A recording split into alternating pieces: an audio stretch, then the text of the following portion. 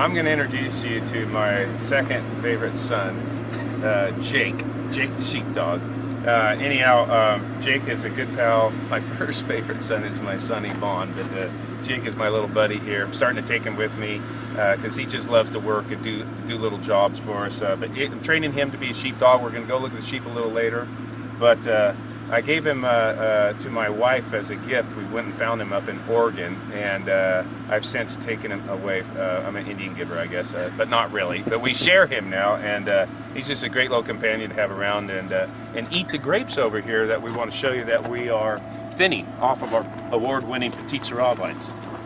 Come on, Jake. So why don't you tell us quite a little bit about what it means when you thin the fruit and why you do it and all that good. Look at those, man. And we're not done thinning here. We'll make one more pass here. We have like these weak shoots that we'll remove and some fruit. But this year we had some really late spring rains. Petite Sirah is very, I think the word is prolific, meaning it throws large clusters with lots of fruit and just keeps getting bigger and bigger.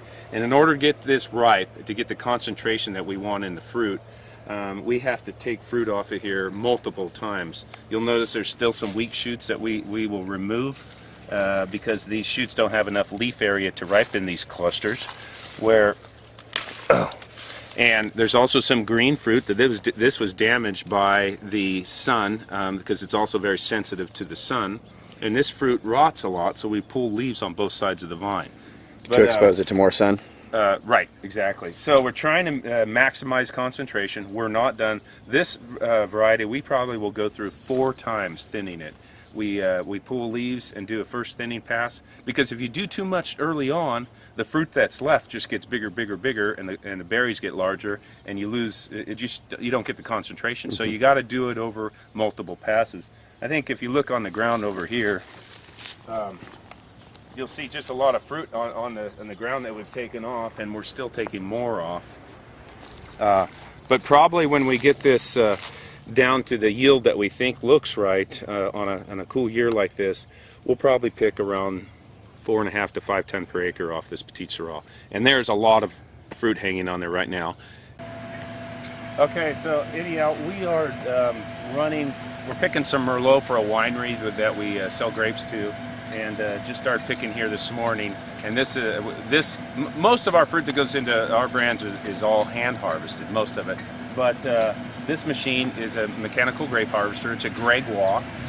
We picked this up in Canada this year, and this is our first day of harvest picking Merlot grapes with our Gregoire G152 machine. And we're just getting it set up, figuring out what it'll do. The machine straddles the vineyard, as you can see, and it has fiberglass picking rods, and it basically shakes the plant to where the fruit comes off, falls on the conveyors.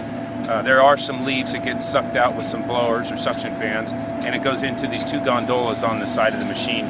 You'll see when it gets a little closer. And we can pick, this machine will do the job of about, 25 people, I guess, something like that. 25 to 30 people.